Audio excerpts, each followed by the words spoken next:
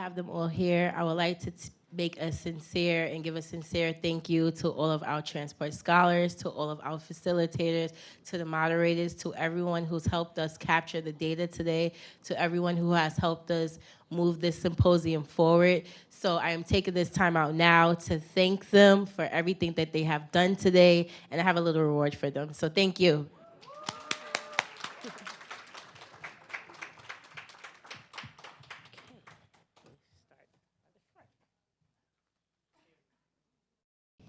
Thank you. Now we are going to report back all of the work and data that we have done today.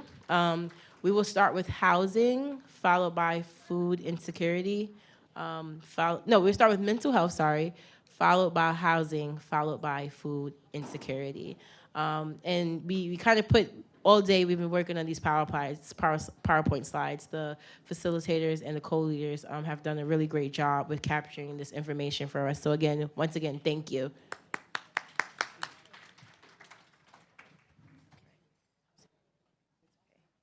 Awesome.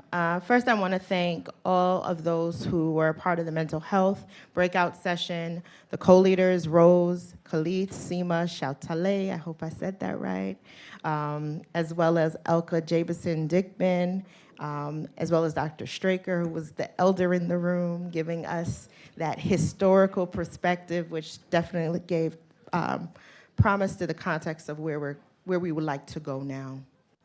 And so, thank you. Mental health is a tall order, yeah? Yeah, it's a tall order. It's a lot of work, a lot of hard work, mind work. And so we first started off with some of the challenges that are at bay in the mental health, accessing to mental health, which are stigma. You know, our Black and brown communities have had their, whether it's culturally accepting that, you know, there's something wrong with you and wanting to get help from an institution, that in itself is a barrier. You know, we're strong and prideful, we're resilient, and we've been through a lot of things. And to be able to sit down with someone who doesn't know you, it takes a lot of courage. And to not be judged by that takes a lot of courage. To be able to trust and build a relationship with somebody takes a lot of courage. And so we know that stigma, the root of it, is linked to that. And in order to unveil that, we need to have competent providers who are able to understand those intricacies, those nuances, to be able to talk to our people and understand that, you know, we see them, we get them, we are them. It's also the lack of awareness and health literacy. Really wanting our providers who are doctors, who are nurses, to be able to begin that screening process way earlier. While they're obtaining the services, they are going to more likely go to you first. They're going to value their health first. And so if you can incorporate those mental health screenings, giving those direction for referrals for education, it will definitely make a difference and normalize getting help. Also, we observed that there were communication and language barriers. We are in Flatbush, so that's, you know, Haitian Creole, ça passe, you know, that is, yeah. That is Spanish, you know, Latino, the Latinx community. And so we want to be able to provide those cultural understanding, linguistic, some of the languages that we use, some of the terminologies that we use, both intergenerationally and now. You know, I think now it's crash out, the young folks are saying, right? That's something new that I learned, you know. Where maybe back in the day, my mom's day was like they were wigging out. So understanding, you know, those linguistics are important for us to be culturally competent and humble enough to meet the needs of our people. The other stressor and barrier is insurance costs. And even if you have insurance, you've made it, you've gotten a job, you've been able to have that access to insurance, those copays are really hard. You know, navigating whether the individual that you're going to seek is competent enough to meet your needs, understands your background, as well as finding care in specialized care facilities. We talked a lot about, you know, psychological neurologists, psychiatrists, developmental pediatricians not being able to see us until a year out because they're limited in the amount of providers that provide that services. And so that it definitely puts us at a disadvantage when we need help now.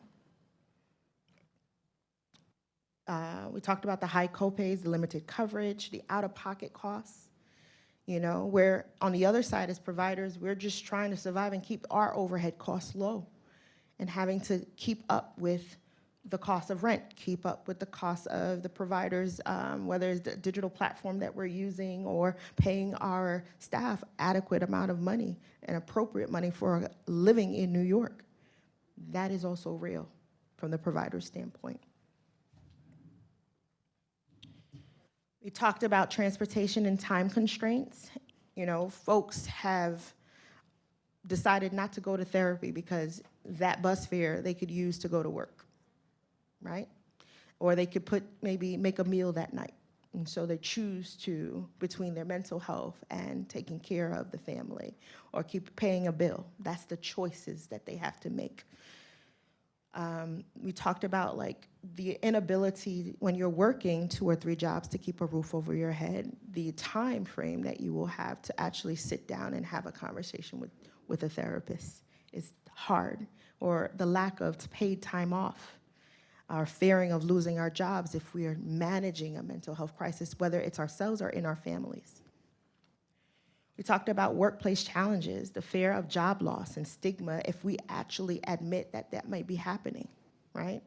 And so we want to be mindful of how we seek mental health care while we're at our jobs and the type of culture that is being created at our jobs. Do they promote health justice? Do they promote mental health justice? Provider shortages we talked about, and policy and systemic issues, and this is funding issues. This part is funding issues.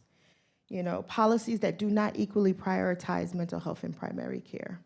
We learned that, you know, mental health care and health care were separate at one point, and they had their own line of stream, their own funding. It was promoted that it should be together, and what happened is the reduction of that funding came about, and so we don't have enough money to really provide the services that we need in our communities anymore. And then there are complex and unclear policies regarding treatment. So many red tape just to obtain services. And so some action items, number one is funding, right? We need to have funding to raise awareness, increase access, to have networks of CBOs that come together on a particular cadence so that we're interchanging those ideas and thoughts so that we're not siloing, so we're providing really quality care to our people, creating a hotline to promote connection, and having a digital platform that allows for all of that connection to come forth. Advocacy to obtain that funding. We had some ideas thrown about of increasing taxes on tobacco, cannabis, and alcohol, and using those funding to help support mental health services. We talked about marketing and creating PSA, public service announcements, that on our local news channels, on our radios, on our social media outlets, on the people who are thought partners and leaders in this field, to be able to name, hey, are you all right today? How's it going? Yeah. Just normalizing asking someone if you're okay, genuinely. That's what came out of our wonderful large group in the mental health field. What also came about was some ideas that are already happening, training elders in the friendship benches so that we are training not only elders, but our people around mental health first aid training, so we understand what are the signs and symptoms as laymen, as local people. So we are able to say to our coworker, hey, I noticed that you've been sitting at your desk every day eating lunch. Do you think you need a day? Right? Simple things like that. So that we're able to recognize those signs and symptoms and be able to work collaboratively and create community care, not only self-care. Engaging our faith leaders in non-invasive, genuine conversations. One of the questions that were brought about with regards to our faith leaders is that they are struggling too. They're experiencing anxiety and depression, but they have to be strong and pillars of faith to others and be able to speak to someone in a trusted environment that won't hold that against them. And so we have to work with them first in order for them to normalize it for everyone else. It has been a pleasure and an honor to be with you here today. Truly enjoy you all, and thank you so much for the opportunity.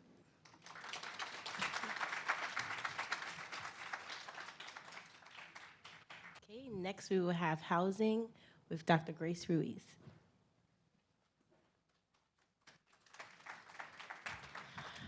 Doctor, that's really cool. I'm gonna let my sister know that one though. Wrong Ruiz, but it's okay. I'll take it today. First and foremost, thank you for facilitating this. This is an amazing symposium. Would love to keep doing this with you all. Especially thanks to Faven, Marlene, so many people, Dr. Straker, it's so many people. So I just want to thank you all for having me. We had quite the conversation. Housing is the hot topic sometimes, but it also leads into food insecurities and mental health instabilities as well. So it's like we're all a hot topic and it all falls in together. So I'm going to keep it brief because housing can be a lot. So the biggest issues we notice regarding housing is affordability in Brooklyn. Learning about the voucher process, the changes, funding delays, the eviction process. People are concerned even for that being on record after, let's say, you pass, you already are going through the eviction process, and then that's already maybe helped by home base, but it's on your record, and so that affects the impact for getting an apartment or a house in the future. Rental costs, gentrification. I mean, I was mentioning I live in Flatbush, and when I know a Starbucks or even on Eastern Parkway, when our offices are, the Chipotle just opened up, I was like, oh, the neighborhood's changing. So, and that changing and still keeping the communities that I grew up in, we all grew up in, or families and children are being raised in, keeping it so that it's not only affordable and safe, but that it's accessible and still keeping true to the neighborhood that we all grew up in and love. And another thing, it's just immigration status. Unfortunately, that is currently going on in this administration, that we are concerned of not only housing, but also a lot of tenants that I encountered were like, I'm facing housing insecurity or housing crisis, and I've also was threatened by my landlord that if I don't leave, he's gonna call ICE on me. And that's why I'm gonna do a little plug here. Home Base and Medgar Evers College, we're having an event on April 9th from 6 to 8 p.m. There will be food. And we are going to be discussing Know Your Rights. Commission Human Rights is going to be there. New York Immigration Coalition. We're going to have housing and immigration lawyers present and available. And we're going to have presentations and discussions about this topic in which, we want tenants to know that you have a right to live here. You have a right to, regardless of their language, gender, language, gender, immigration status. And it's, I was really happy to have Commission Human Rights in the housing group because they did drop a lot of knowledge and golden nuggets of information for us to know about tenants' rights and rights in general. Other issues, like I mentioned, discrimination, LGBTQ, anti-child policies, and what do we want to do? Like when we started our session, Faven came in like, we're gonna figure out housing, we're gonna have a housing, figure out the solutions and the goals today, right? I was like, why can't we? Let's do it. So, besides the other challenges that we've discussed with mold, because mold is we gave as an example, direct health issue that tenants, we were informed, are dealing with, and that impacts your lungs and impacts children's lungs, which leads to asthma and you can't live in that apartment if it has mold infested, and then it's like, okay, what is the landlord doing it? You can't just paint it and it's like, it's not there. No, it's there. So it's holding then landlords and tenant and management accountable for quality of life and habitable housing for tenants, especially if they live there for a long time with rent stabilized and rent controlled apartments, which a lot of our seniors do live in, and they should live in safe, happy housing. Everybody should. And the least thing you should worry about is also your health and your housing at the same time. In identifying these challenges, what we want to bring in solution-wise, policy. Let's advocate for more voucher funding, especially if rent is increasing. Rent Guidelines Board, they make the decision every year of how much the increase is going to be for rent stabilized and rent controlled apartments. So let's have the vouchers match that, because that's only fair, it's only right. Eviction, if someone's issued an eviction letter, also it's for us identifying and let tenants know this is what an eviction letter looks like. So us having those conversations and education about what that would look like. And if you are in a housing crisis, not to be feeling shameful or frustrated about it, because there are programs like Home Base to help and other resources then as well from the city. If there's mold or concerns in your apartment, calling 311. I have a great program that we work with, Just Fix, so that you can report and document any concerns happening in your apartment. And HPD doing investigations on a building or an apartment.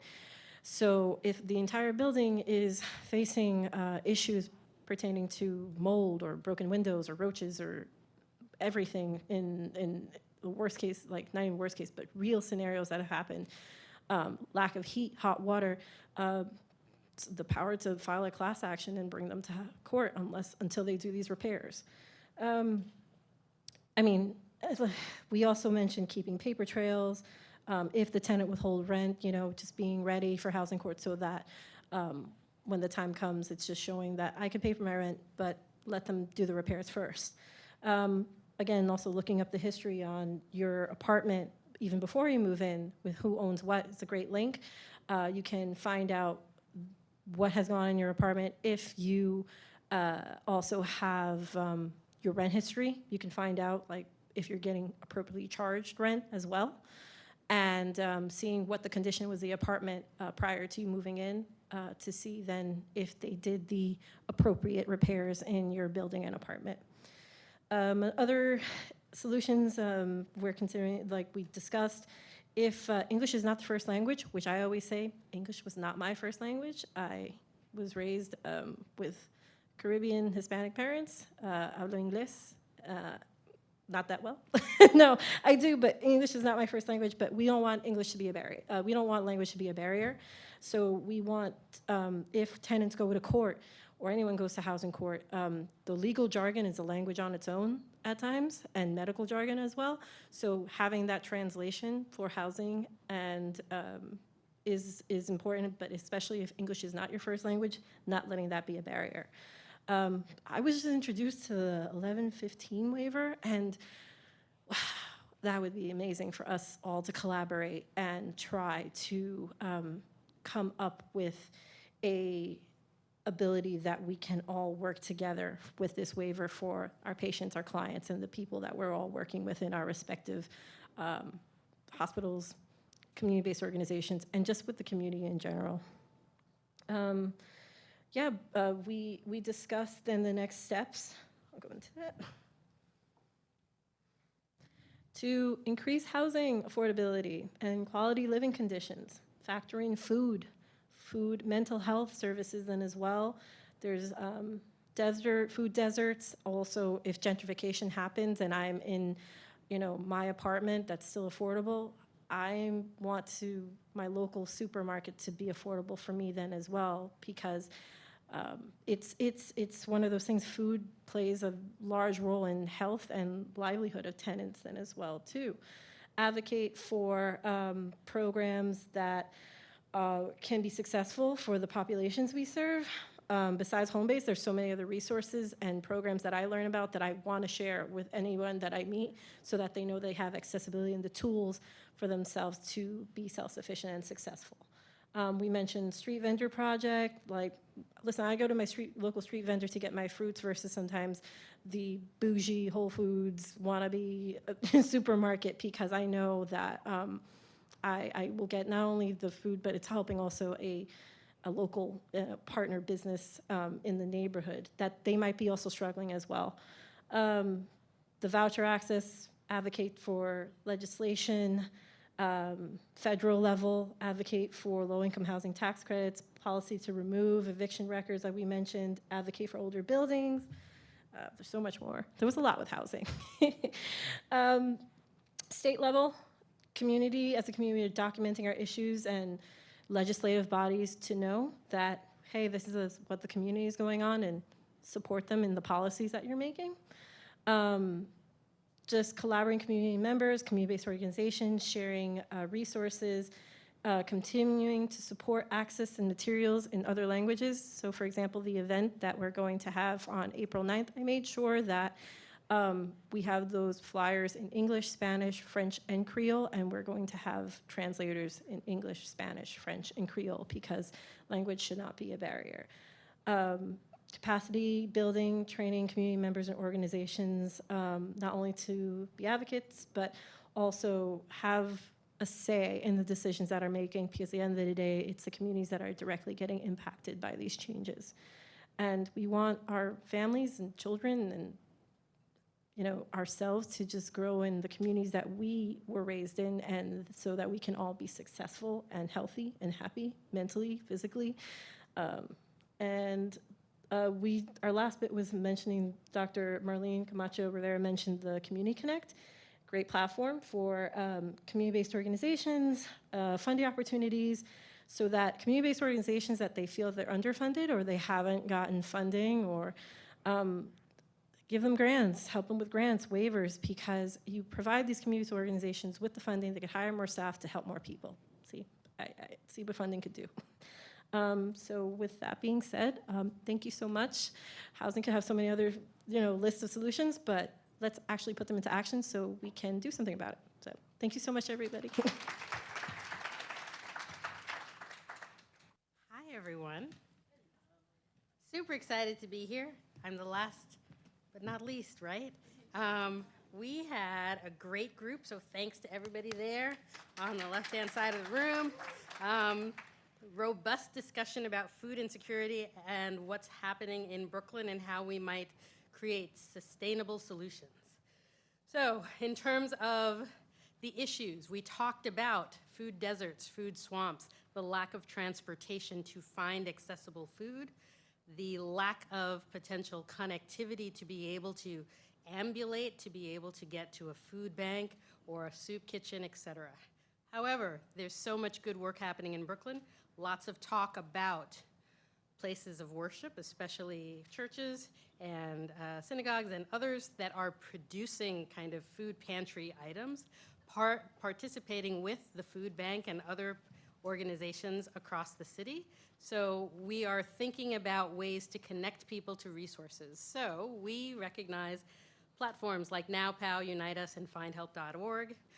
We are clearly thinking about the technological agility of our children and young people, and how can we help motivate people to really understand the importance of proper food and nutrition.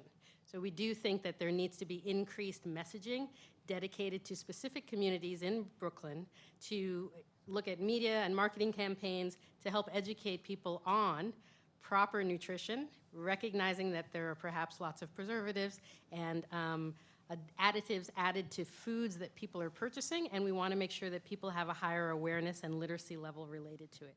We also talked about the upcoming or active, depending on where you're at, 1115 waiver as ways to look at supporting food and nutrition service opportunities, so we can answer more about that, but that's only for a certain population, right? A certain eligible Medicaid population, and we know that we are all serving and caring for lots of immigrant, let's say, perhaps non-citizen communities, and there is a lot of fear in those communities.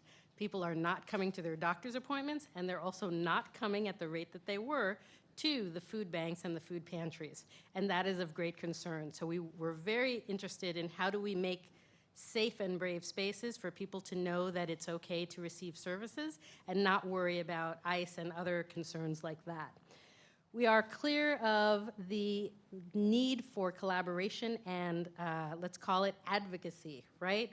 It's important that we connect with our elected officials. It's so amazing that the Borough President's Office was represented here today. We think it's additional levels of administration and politics within our city and our state and potentially the country to make sure that the needs of Brooklyn as it relates to food and nutrition are understood, and that this is the group of people that can come with solid written recommendations that can be incorporated into guidelines, at least specifically for the state and definitely with the city. So we are also thinking about the New York City Department of Health and Mental Hygiene. How can we work with all these other institutions to change the dynamic of what's available as food options, increasing the participation in it, because we are concerned that not enough people in Brooklyn, for example, are enrolled in WIC and other supportive services that already exist. So how do we kind of change that narrative? And we do believe that that is around messaging and the levels of organizations and people that are sharing those messagings. In terms of food deserts, we're very clear on the dynamic of both the travel to proper supermarkets and places to get food, but then we also thought that there would be an opportunity to work with organizations that are already solving the problem of food deserts, but perhaps the creation of something called a food mobile unit, you know, a hover van of some kind that allows for both enrollment in supportive services as well as the provision of food at that moment as the person arrives. All of this requires partnership and collaboration, which we've all experienced here today, and we're simply saying that we need to create stronger relationship building across the currently active food and nutrition service providers, regardless of what service they provide, and make sure that there is a tighter connectivity as to how the work is happening and how can organizations collaborate with one another.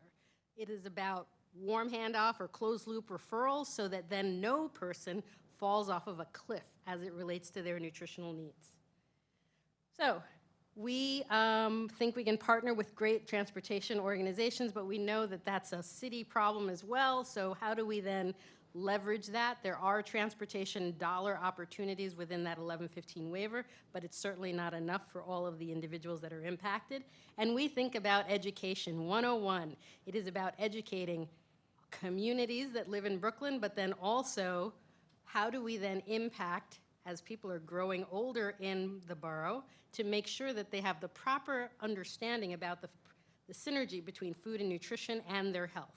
So we've talked about partnering with schools, whether public or private, all levels of universities and colleges, to create methodologies and opportunities for students as they're learning to be messengers of the guidance of proper nutrition and health. It should be part of their curriculum. It can be part of their volunteer and internship requirements. They can partner with local CBOs, and it creates a massive thought leadership opportunity where you have a larger population of individuals that have the same level of urgency and understanding as to how nutrition impacts our communities. We have really taken a deep look at updating labels and the fact that in these food swamps, the foods available are simply not healthy, period. And then you have the phenomenon that people don't understand what, let's say, high sodium nature or chemicals might be in what they are consuming. So food literacy is key. We did have participants from the Brooklyn Library on the call. They mentioned their health education sessions. It's basically all kinds of organizations need to really up the ante in terms of educating people that live in Brooklyn. Again, how do we leverage Health Bucks and SNAP and WIC and really increase participation into those already existing programs? But then are there new kinds of programs that we could leverage? We heard about the True Food Dashboard app, which would be an amazing concept to both teach people about nutrition, look at gaming structures for children so that they could learn more. And all of that could be handled, let's say, at no cost or low cost. But yes, as we were hearing from our other panelists, we know that funding from foundations and corporations is getting tighter, especially given the financial landscape in our country. So how do we work together to look at both leveraging dollars and creating greater impact? So we've covered the stigma. Of course, we heard about stigma in our first panelist. That continues. Stigma is still a phenomenon as people are experiencing food insecurity and malnutrition. How do we encourage people to know that it is a safe space to access the food services that exist and make sure that that is consistently messaged? So how can we partner with places of worship to be able to convey that safely? We talked about leveraging and increasing the amount of community gardens, community kitchens, urban gardens, pop-up food pantries, partnering with local restaurants and let's say schools, culinary schools as well. We know that local farmers exist in Brooklyn. How do we leverage their work, make them more successful, but then also create more farming opportunities? And then we talked about pre-prepared meals as another opportunity to perhaps partner with maybe a for-profit organization to really look at cost-effective ways for people to get access to food. In terms of next steps, we think it is these tiers that include education, it is patient education, but it is also the education of clinicians. We understand that the medical field may have some changing in terms of how people move from site to site. We want to make sure that all levels of an organization understand the importance of food and nutrition, but that they also have this warm collaboration, let's say with a local community-based organization, to conduct a referral of their patient to those services. And then that CBO can take the next steps needed. So, partnering with universities, places of worship, better regulations for food and nutrition, which is all about advocacy, and we could have our local schools of nutrition perhaps do that language and help work with local elected officials. We've talking about medically prescribed meals and groceries, and working with elected officials consistently so that then things get on the books legally so that that becomes the way that things happen or work in our city and in our state. And that's it. Thanks, everybody.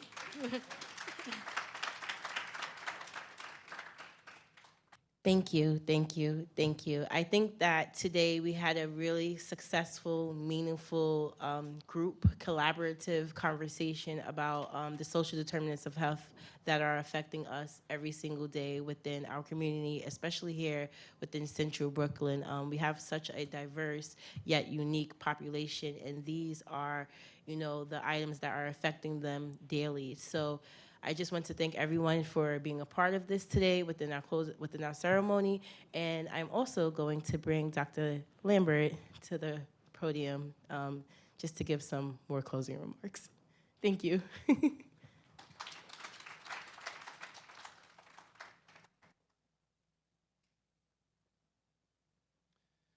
Wow, what an amazing event. Can we really give ourselves a hand of applause, round of applause? I was just really so struck by our conversations today. We had this idea last year of really centering our community and centering our community-based organizations. For really the past 7 years, the Transport Symposium, our audience really had been academics, students here at Downstate, faculty here at Downstate, our clinicians. We were inclusive of community members, but our audience was primarily a very academic audience. We would have posters and research presentations, et cetera. And we said, next year, why don't we think about actually flipping that and really centering our community-based organizations, especially if we're going to talk about social determinants of health, or as Dr. Marlene Camacho-Rivera suggested, thinking about how we even reframe that, drivers of health and these social risk factors. So I really, really want to thank you all for showing up, for being here. I heard someone say, you know, as long as you feed us, we will continue to come. So we will continue to do that. And I want to underscore two really big take-home messages for me. And then, if you don't mind, if we could take a few minutes to hear a few take-home messages from the audience. But one of the take-home messages for me is that we need more opportunities like this to connect and talk with each other about these issues and about these solutions, the solutions. And that's what I really appreciate about today, is that all of those slides were solutions. They were solution-oriented. One of the things that we are doing, we're embarking here at Downstate, as was mentioned in one of the presentations, we are developing a platform called New York Community Connect. And it's meant to continue this conversation. It's meant to continue it online, but also in future iterations and future events in person. And as one of the speakers mentioned as well, one of the top issues for our community organizations, but also clearly for our hospital, is funding. So how can we tackle these issues? And the first step is really coming together, talking about them, sharing resources, seeing, you're doing this, you know about this grant opportunity, let me help you, let me connect you. We have to stay connected in this fight. So I look forward to kind of engaging with you all around Community Connect. In fact, on some of the tables, you will see a QR code where we've actually launched today a survey, a community-based organization needs assessment. We want to hear your feedback, so if you have an opportunity, please scan that code, and you'll also receive an email from it, from our CME team, with that email link as well. But if you have an opportunity today, please share with us about some of the needs and the challenges that your community organizations are facing, because we want to use that data to inform and improve this platform, and also recruit a couple community-based organizations to help us pilot it before we actually release it to the public.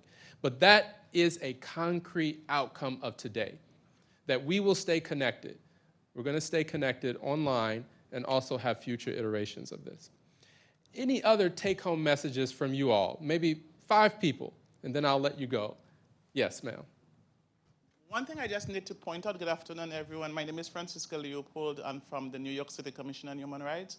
I work as a human rights specialist. And the first presenter, one of the things that really hit me is an individual at work having issues and concerns, not going to the doctor to seek help.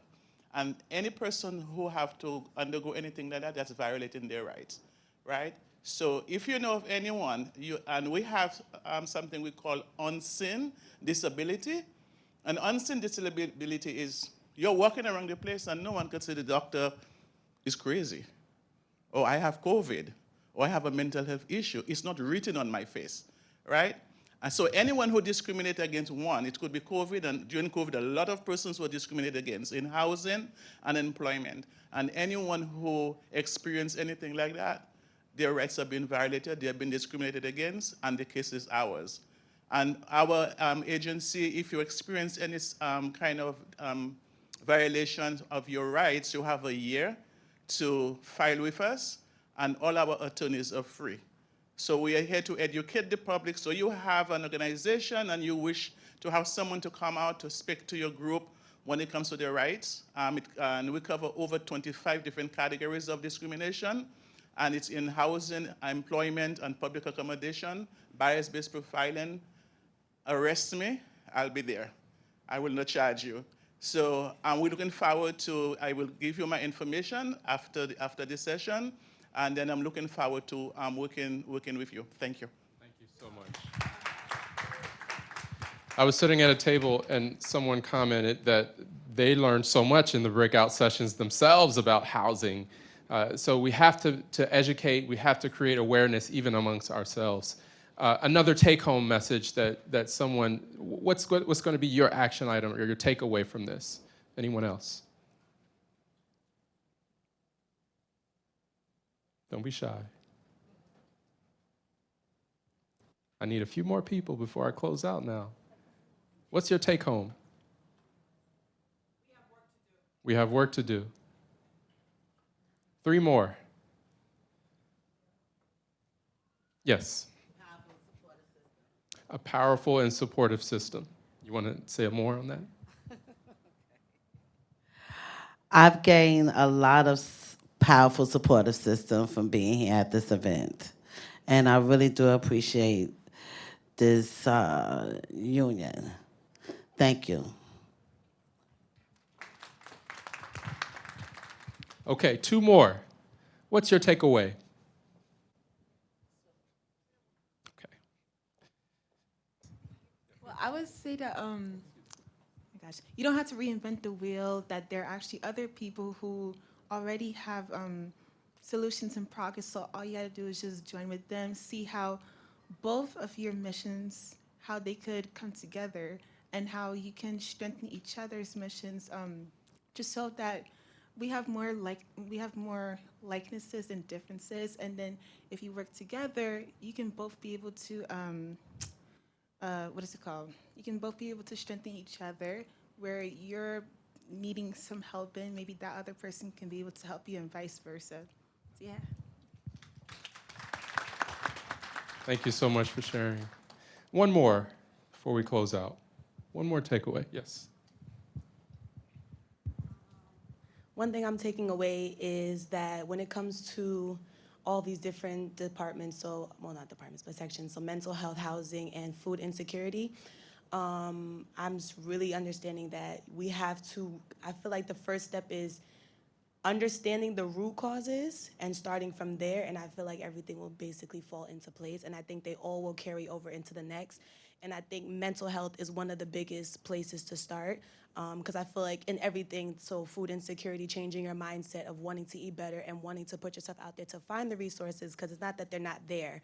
I do think that we need to do a better job of making them accessible, but it's not that they're not there. And I feel like if people change their mindset and understand the root causes of why it's so important, then people will do their part also, because it's a two-way street. So we have to offer it, but people also have to want it. And so I feel like also getting people to want to change their mindset. So, yeah. Thank you. Excellent point to end on. And before we close out officially, I just want to thank a few people.